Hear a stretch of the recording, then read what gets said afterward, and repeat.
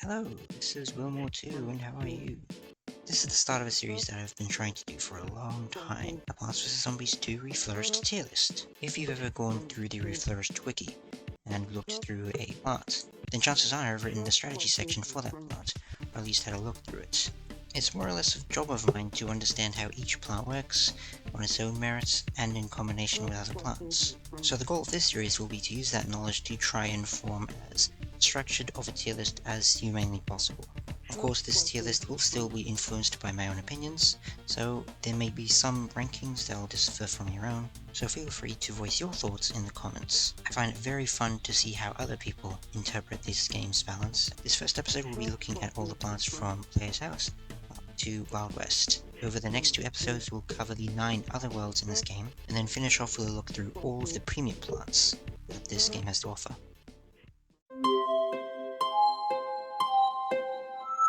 Starting off with the sunflower, this is definitely the most modest of the primary sun producers. Even sunshroom is able to compete with sunflower a lot, but there is one redeeming aspect to sunflower as a actually usable plant, which is that this plant can be used as a meat shield. If you try to use sunshroom as a meat shield, it'll get eaten very quickly. It only really works against zombies with slow attacks. But with sunflower, the slightly increased health means that you can actually use it to temporarily block the zombies. Certainly one of the easier plants to use to form a sunfield behind Primal Sunflower. Just gonna plop this into B tier because it is still a pretty important plant as a sun producer. Pea Shooter is the only Player's House plant that I truly consider to be bad, mainly just because it just doesn't really offer that much to compete with the wide array of other plants in this game. Sure, it costs 100 sun, but there are other plants of a similar price range that are able to provide more powerful effects.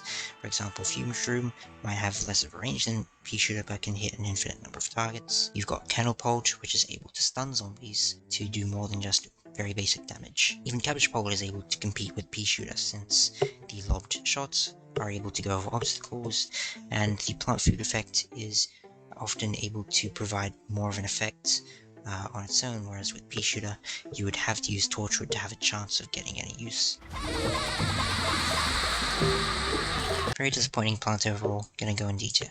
Walnut is the purest form of wall, and for a 50 sun with 20 seconds recharge, this is also fairly slow, but keep in mind that Walnut doesn't just have to be used as a regular wall. The strongest trait of Walnut I find is its use as an early game staller, similar to how you would use something like Iceberg Lettuce or Stunyon, but the difference is because this has 4000 health, and most zombies only do 100 damage per second, you can use Walnut to stall zombies for a whole lot longer than with a typical stalling plant. As a point of comparison, if you were to bring Endurian into early game, while Endurian is typically a lot better for a war, when it comes to being an early game staller, well, Endurian doesn't really do that because it deals damage. And then other walls either have more limited uses, like with Charred Guard, or they have a higher cost range that makes it harder to use them effectively in early game. Because of this utility, Walnut will go into B tier.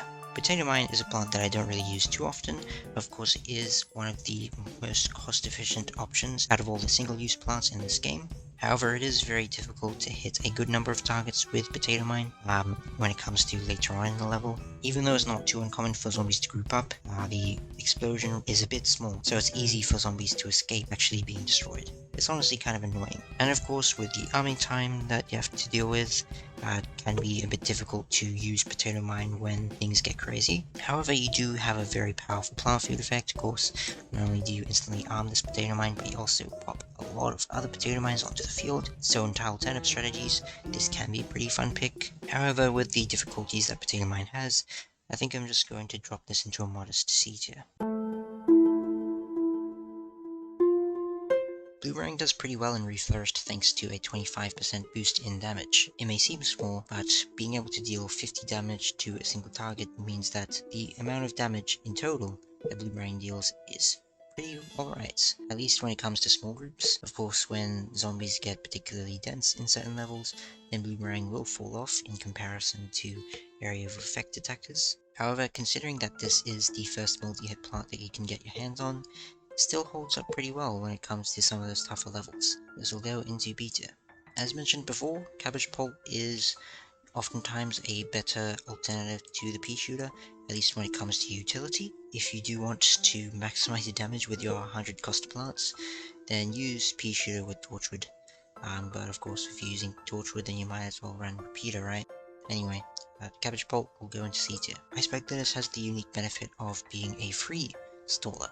There aren't that many free plants in this game, so any plant that you can use without spending any sun is pretty good. Because iceberg lettuce only hits a single target, it falls off pretty quickly into the later stages of a level, except when you have plant food, since iceberg lettuce is able to freeze the entire screen for a pretty lengthy amount of time, especially if you're running something like turkey pulp, for example. You can get a lot of damage out during that freeze time, and in a way that even Ice Bloom envies. You can definitely use iceberg lettuce against gargantuas, and of course this is also designed to deal with flames. Overall, a plant that, although a bit dodgy at times, the free cost as well as the powerful plant food do bring this plant up. So we'll go into A tier. Gravebuster is introduced in ancient Egypt, but is much more useful when used in Dark Ages and Holiday Mashup. In Dark Ages, you have a lot of sun graves and plant food graves, and having Gravebuster in your team means you can open those graves instantly in order to get those extra resources earlier on. As for Holiday Mashup, you can also get free plants from the presents that spawn in. There is even a Brainbuster specifically designed around the use of Gravebuster in order to open up those presents, which is pretty cool.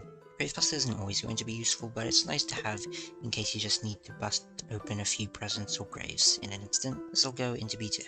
Bonk Choi might be the smallest of the single target melee attackers, but also is generally the most cost efficient out of the bunch. If you compare this to Parsnip or Wasabi Whip, they are more bulky and more expensive, but the damage doesn't quite match.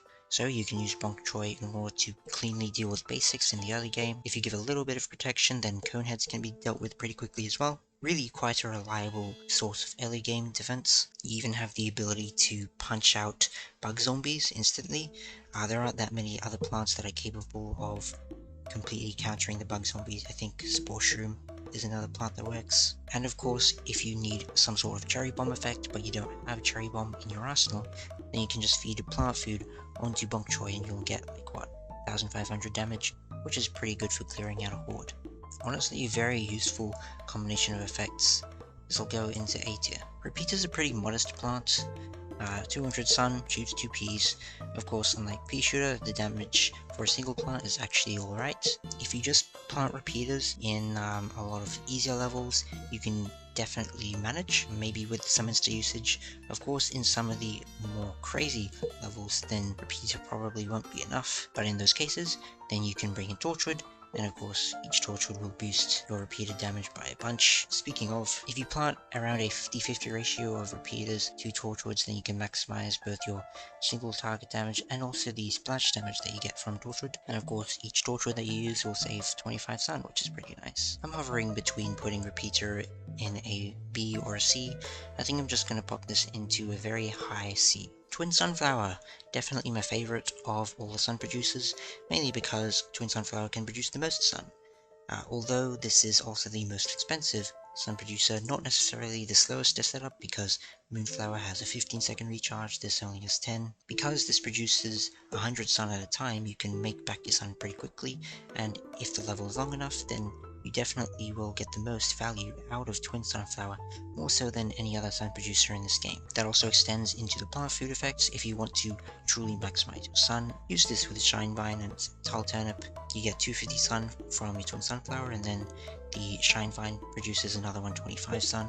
So you can get a lot of sun out of those plant food effects, which is really fun, especially when you're using some sort of sun heavy strategy like Ultimato or maybe Magnifying Grass. I'm rambling a bit, put this in this. Snowpea and Sapling are one and the same when it comes to being very cheap yet effective options for slowing down the horde. Sapling will be talked in detail a lot later, but going back to Snowpea, this is a pea shooter which also chills zombies at the front line. Since this can chill multiple zombies at once, it ends up being actually quite reliable despite only being able to deal damage to a single zombie. The chill effect slows zombies by 40%, so it buys a whole lot more time for the rest of your defense to deal damage to those zombies. It's kind of like giving a big damage boost to your main plants. This will go into a high A tier. Squash has always existed as an easy to use alternative of the potato mine.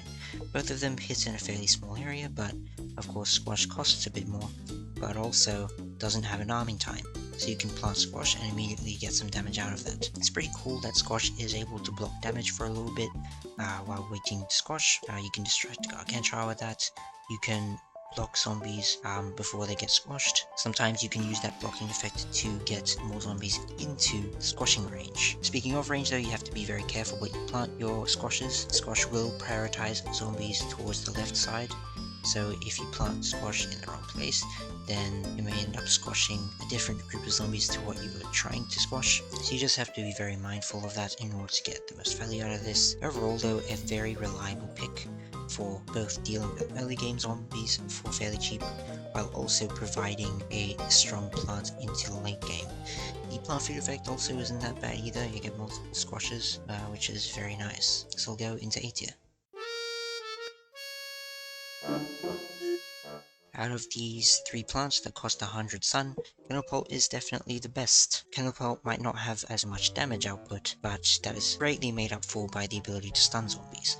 Stun lasts for 10 seconds, and usually there's enough uptime to get another butter within a good time frame. Of course, because it is luck based, sometimes you'll get lucky with multiple butters, other times you won't get any butter at all. So you do have to be very careful of that fact, and even though this costs 100 sun at minimum, usually I'd recommend planting multiple Candlepults per lane in order to improve butter odds. Of course, this butter means that Candlepult is one of the cheapest ways for any offensive plant to deal with bucket heads and gargantuas, which is kind of insane. If you just have a few Candlepults on the field, then you can lock down even the toughest zombies, unless they happen to be food fight zombies, since those have butter immunity. But I digress. This will definitely go into beta, because I don't want to put it too high since it only stuns a single zombie at a time. If there are too many zombies on the screen, then Candlepult's effects are kind of nullified just by sheer force. But if you combine this with some effect attackers like Bloomerangs and Doom Shrooms, then Candlepult can definitely pop off. And speaking of area of effect attacks, we have Snapdragon, where Bonk Choi is the single target melee attacker. Snapdragon is the first example of area of effect melee attackers. On its own, a Snapdragon isn't particularly powerful and you will need to use a wall in order to keep zombies in range and do enough damage. The more Snapdragons that you have along the front line, the more that you'll get out of it. If you are able to set up a full 2 columns of Snapdragons, then you have a very strong bunch of area damage that can easily deal with those basics and coneheads as they get up to the front line. Plant food effect is also pretty sweet since it's basically Cherry Bomb, like even more so than with Bonk Choi, but I think since it's a bit harder to fully harness Snapdragon, I'll drop this into beta. Spikeweed is the first example of what we call a sun dump. A sun dump is basically a plant who is designed to invest a lot of additional sun outside of your main defense. For example, Magnifying Grass requires additional sun in order to shoot, so you have to dump sun into Magnifying Grass in order to get the most out of it. There's also Tumbleweed and Crocodile, whose fast recharge means that you can dump them onto the field very regularly, which is expensive but effective. And of course, in the case of Spikeweed, every 5 seconds you can spend an extra 100 sun in order to pop some area damage onto a single dial, which can be somewhat expensive but very rewarding once you've set it all up. Since it covers up the right side of the lawn, it doesn't take away any space from the rest of your main defense, which is very valuable. The only plants that really are affected are single-use plants, so you just need to be very mindful of where you set up your Spikeweeds in order to hamper your single plant usage. The plant food effect isn't particularly powerful, but it is nice for being able to pull zombies away from the left side of the lawn. Spikeweed does struggle a bit in dealing with forms of crushing, whether that be rolling zombies or dogs and stuff, but I mean, since this only costs 100 sun, it isn't necessarily that big of a deal. And of course, if you have lots of sun to spare, then you can just dump 100 sun at a time in order to deal with those barrel rollers and pianos and such. Overall, this is a very solid plant that'll drop into beta. Coconut Cannon is very potent when used well. The coconut does 900 damage to a single target and then another 300 damage to zombies in the surrounding area. That does mean that 2 splashes will be able to deal with the conehead, and if you fire a coconut cannon directly at the bucket head and then get some additional splash, then you can basically deal with most of a buckethead through just those 2 shots alone. If you can set up, say, 2 columns of coconut cannons, then you've got the ability to regularly send out powerful barrages that can deal with a lot of the horde at once, which is very awesome. However, it is quite expensive, so you do have to be mindful of that. And of course, there is a decently long reload time. It is 15 seconds, if I remember correctly, which isn't that bad. But of course, a lot can happen in 15 seconds, so you just need to make sure that your defense is able to stay active during that time and not get overwhelmed. If you can do that, then all good. You've got a very powerful manual plant in your arsenal that'll drop into A tier. Can't forget the plant food effect as well. It does get blocked by crit items sometimes, but if you can avoid that, then being able to knock zombies to the very back of the line while also getting a nice explosion, it's pretty cool. Spring Bean has 2 forms. In its home world, of course, Spring Bean is quite notorious for its 25 sun now.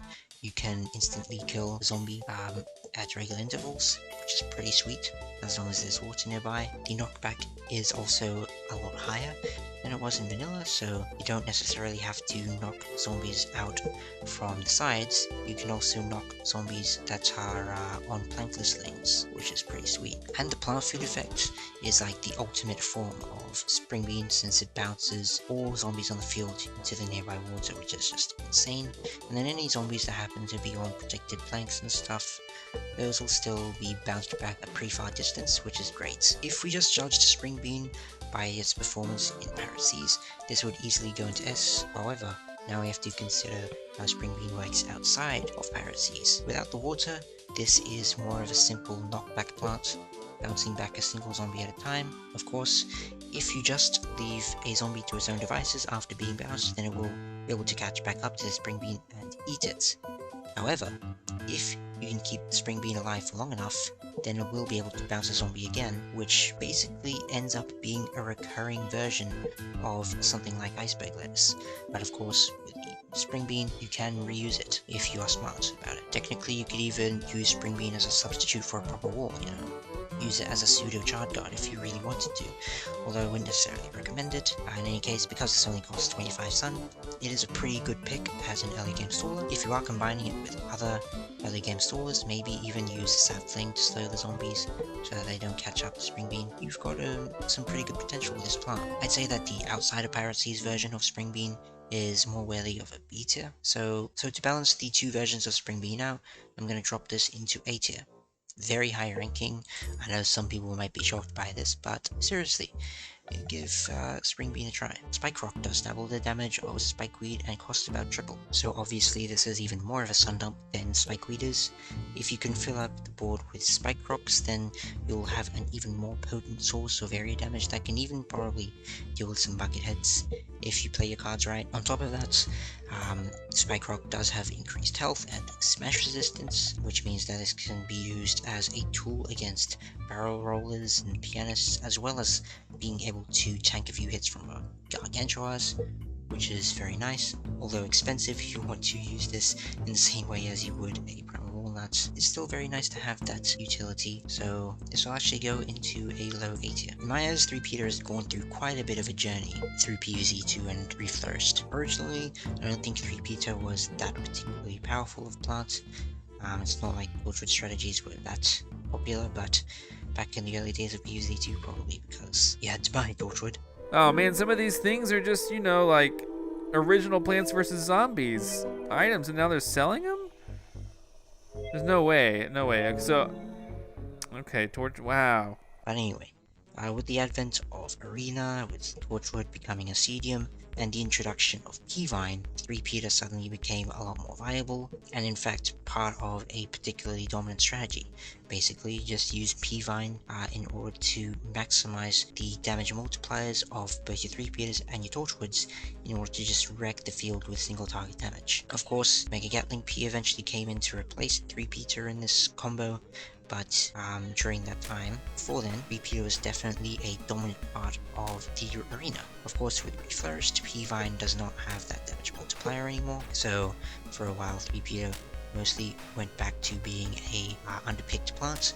However, fairly recently, 3-Peter was given a buff to plant food effect. The barrage of Ps that gets fired now is twice as long, which means that there are enough peas fired in order to deal with the Gargantua single-handedly, assuming you can land every single pea. So obviously that is a lot of damage, and if you combine that with the reworked Torchwood, since that can buff peas multiple times, then you've got a potential for a very fun plant feud based strategy in combination with Tile Turnip as well. And this is especially important since pea pods kind of taken precedence as the go-to pick for a Torchwood strategy. So while pea pod may be there for use in a generalist Torchwood strat, if you want to use a particularly plant food oriented strategy with Torchwood, then maybe try out some 3-peater. This will go into B. I've gone back and forth a little bit on Cherry Bomb, first considering this to be one of the best instant use plants in the game, then kind of considering it to be not so great. And there are a few reasons for each perspective with this.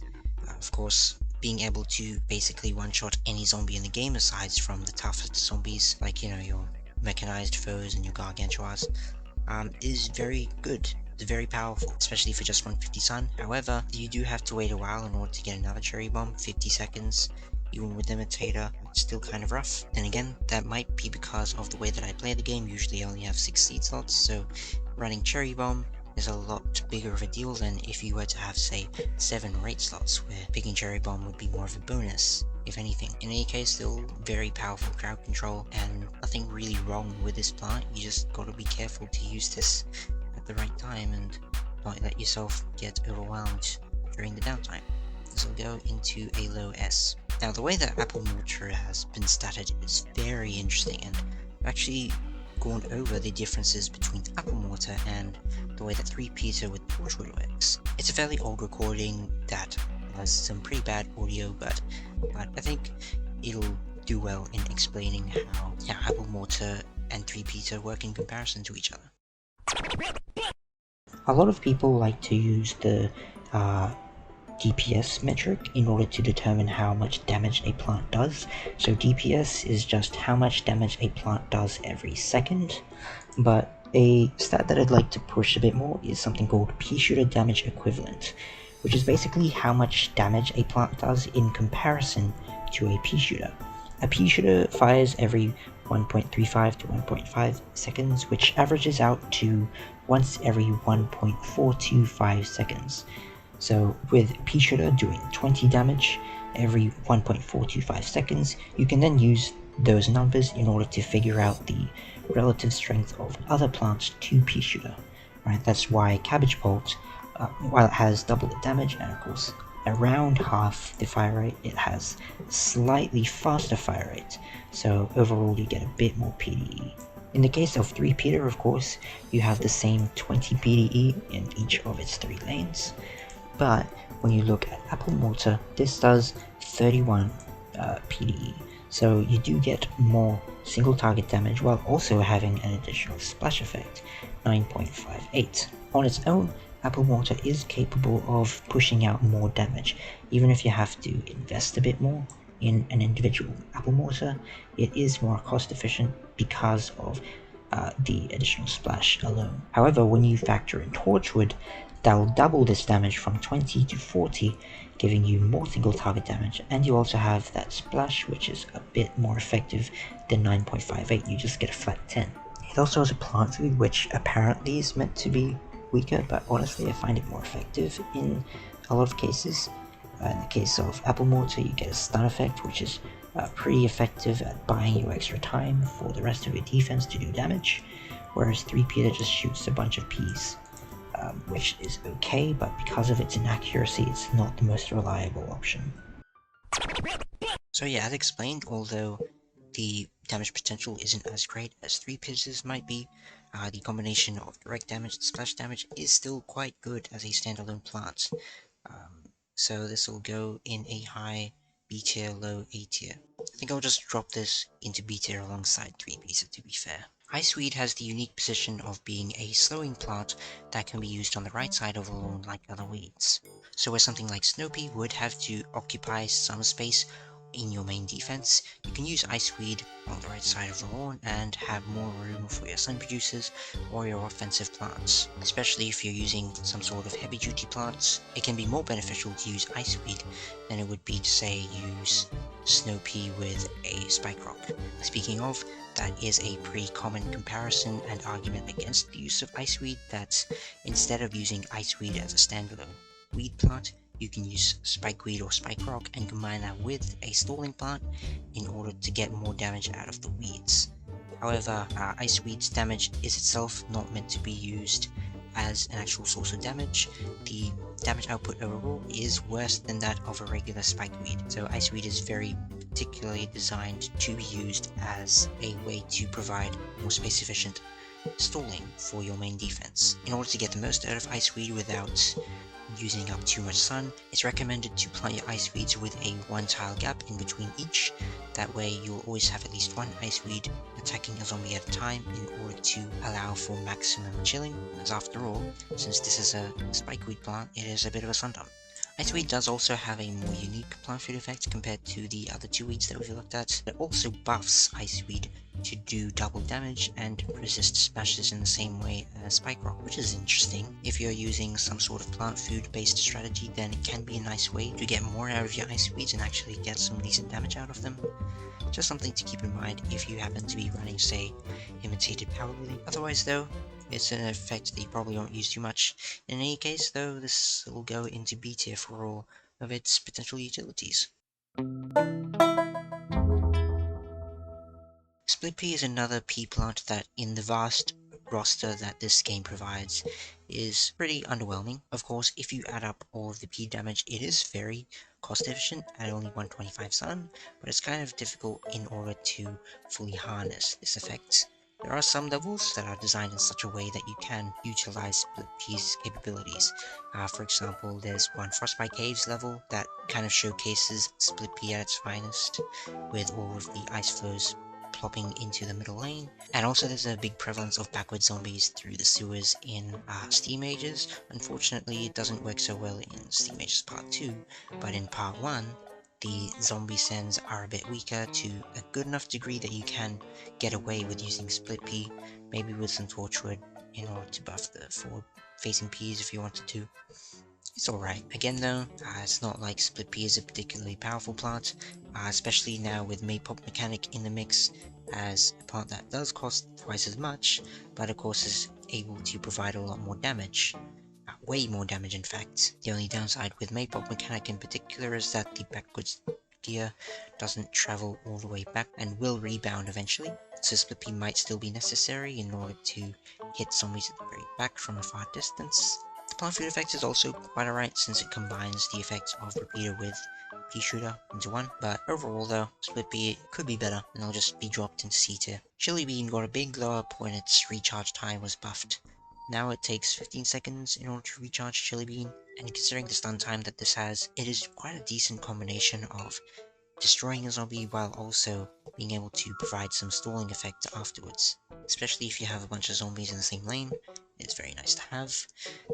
This does somewhat compete with Shadow Shroom, which takes 10 seconds to recharge, but since that has no additional effects aside from just, poisoning zombies, maybe poisoning multiple if you have Shadow Powering, Chili Bean usually takes precedence as the fast recharging sort of cheap insta. The plant food effect is also pretty good since you get a bunch of extra chili beans onto the field.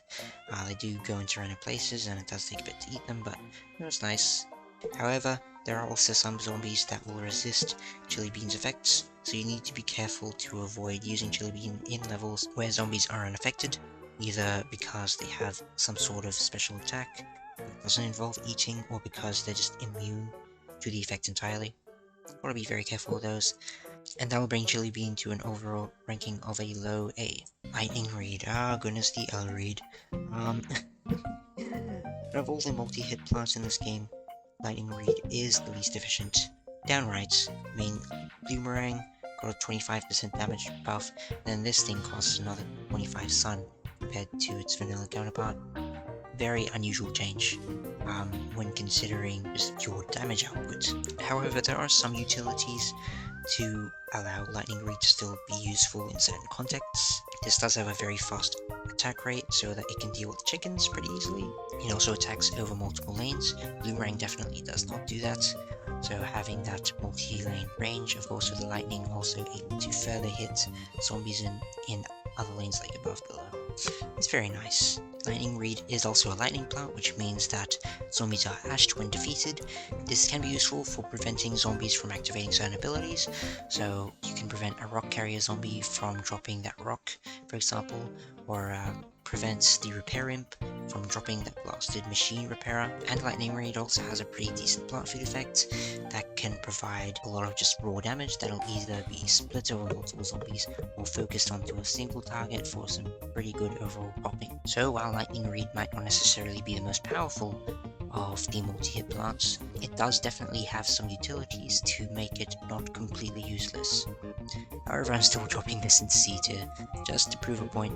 This is the weakest. Walnut, quite literally a double walnut. Double health, double cost, but of course with the added utility of being able to block flying stuff. Only certain flying stuff though, sometimes a flying zombie will be able to get past, which is kind of funny. Maybe it's a witch zombie, maybe it's a bull rider that doesn't feel like following the rules, maybe it's a robo-dodo.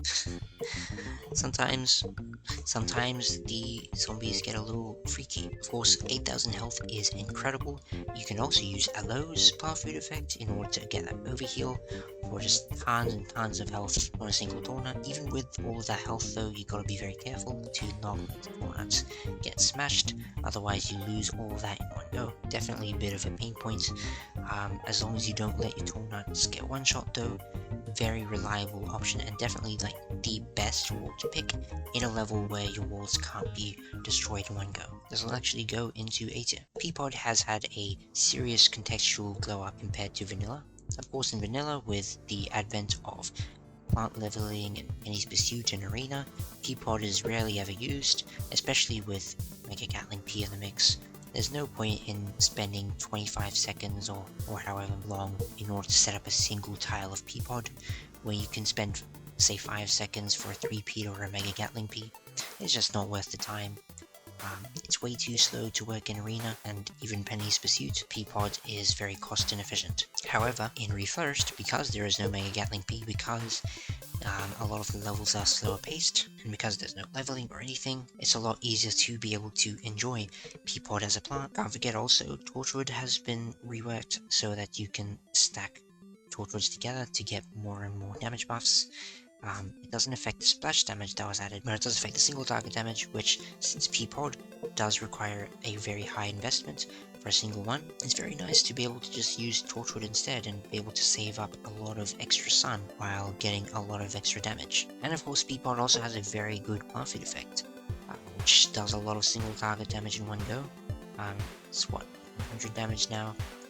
And it's also able to be buffed by Torchwood, which means that you really can just burst down even Gargantuars in 1 or 2 shots, which is just insane.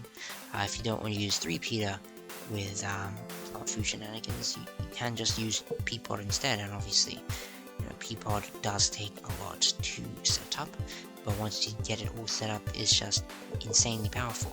The only sad part is that you might not necessarily want to do a tile turnip strategy with Peapod, because even just the main attack is so effective anyway.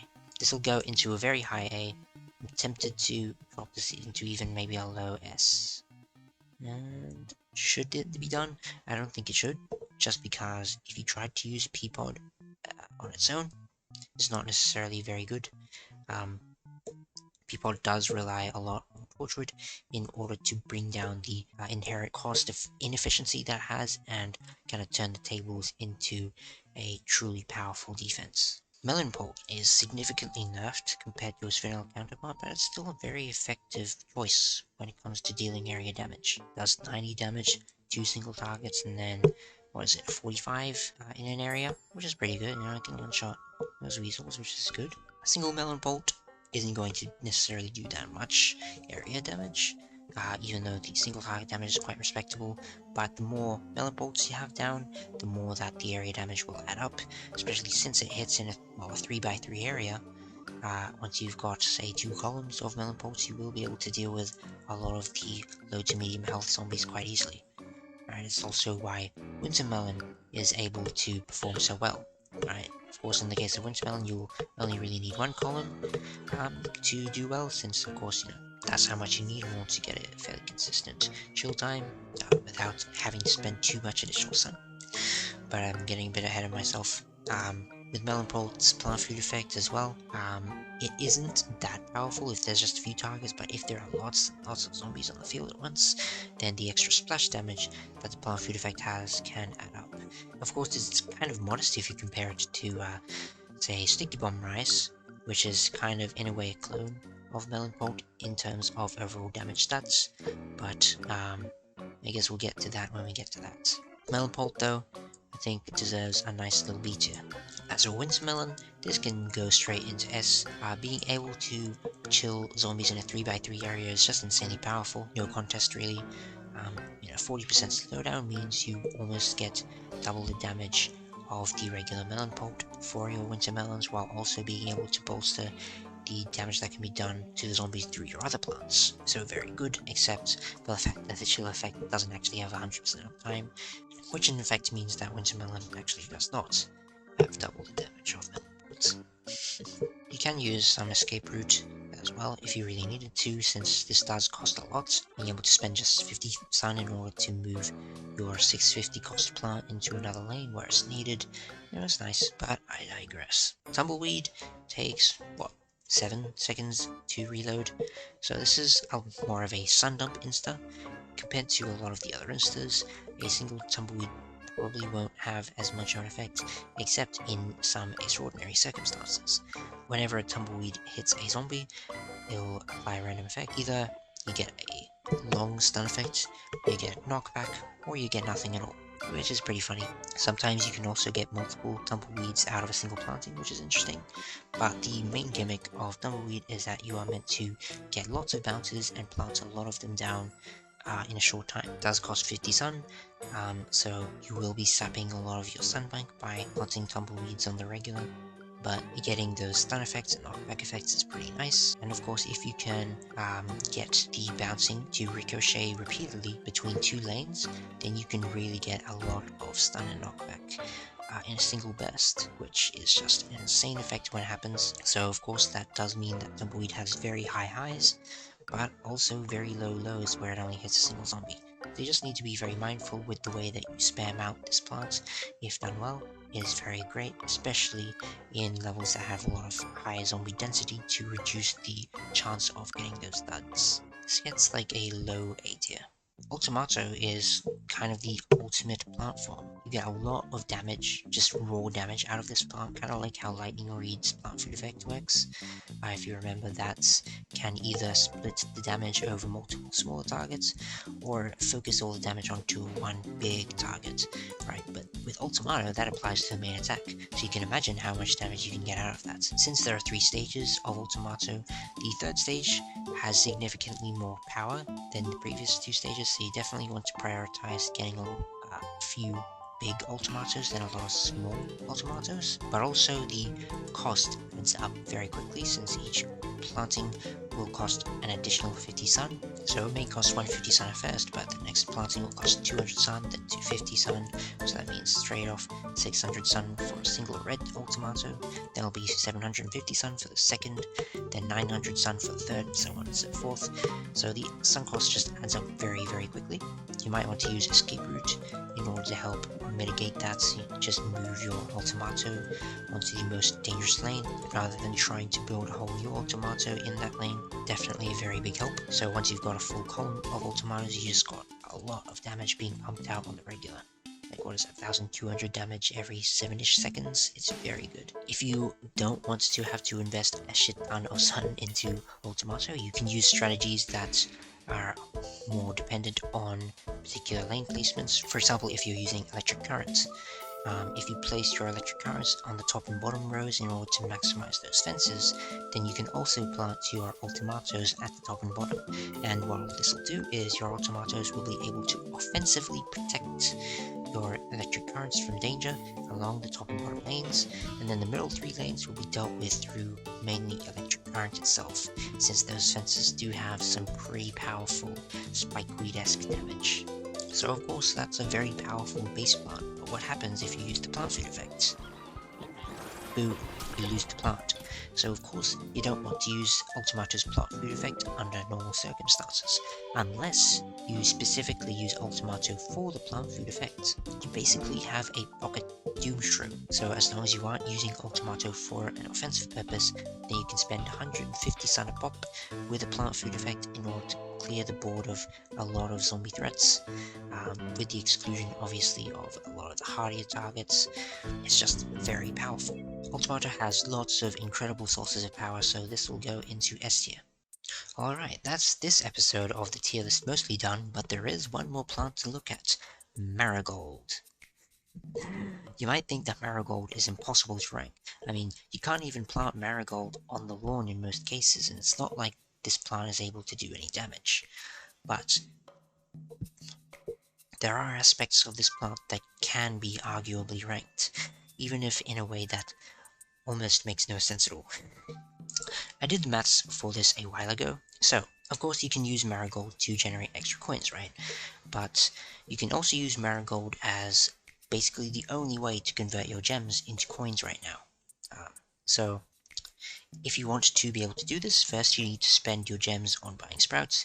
You can buy 25 sprouts for 80 gems, which is very inefficient when it comes to marigolds, but it's alright if you are trying to get those plant boosts. Out of 25 sprouts, every 4th sprout is guaranteed to generate a marigold. You can sometimes get marigolds randomly, but if we just ignore that, you are expected to get 6.25 marigolds per pack of 25 sprouts. So if you consider the amount of coins generated by marigold, those 80 gems will become 3,125 coins, as it says right here. So obviously this is a very inefficient way of gem to coin conversion, but it's better than nothing, right? If you need to maximize your coins, then it's pretty good. When it comes to the sprouts that you get through natural means, of course it's very easy to run out of sprouts if you're specifically farming for marigolds. But you know, if you happen to have a bunch of leftover sprouts, maybe if you've ported over your save from vanilla, for example, then of course marigold is going to be a very strong source of coins. I mean, if you can fill up all 12 pots in the Zen Garden, then you can get, 6,000 coins at a time. So, you know, it's pretty good. It means you can afford a few costumes every 8 hours.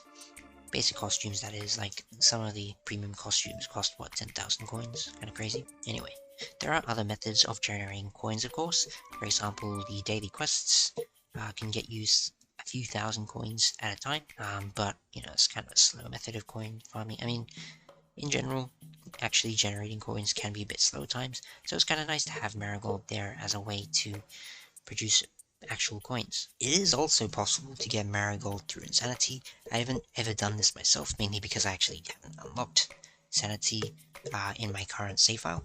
But when you do get Marigold, that'll be able to produce coins at a very slow rate.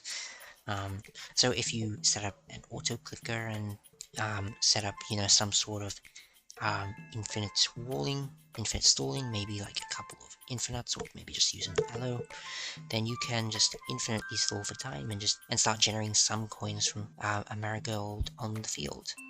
Again, very slow, but it is a thing that can be done. I think overall, marigold is a very expensive way to generate coins, but the reward is pretty good, so it'll go into A tier. And there you go, a marigold ranking. Wow. So that's the end of this episode of the tier list. So far we've got a pretty decent spread of A tier and B tier plants. There are a few plants that are ranked below B tier. Of course, these plants definitely could be better, but they are still usable in some extent if you really wanted to. And then there are the S tier plants that are just kind of the best of the best. Let me know what you think in the comments. I'm sure there are some plant rankings that you disagree with for one reason or another. Like, almost certain that someone would disagree with the spring bean ranking. But anyway, that's the end of this episode, and I'll see you later. Bye!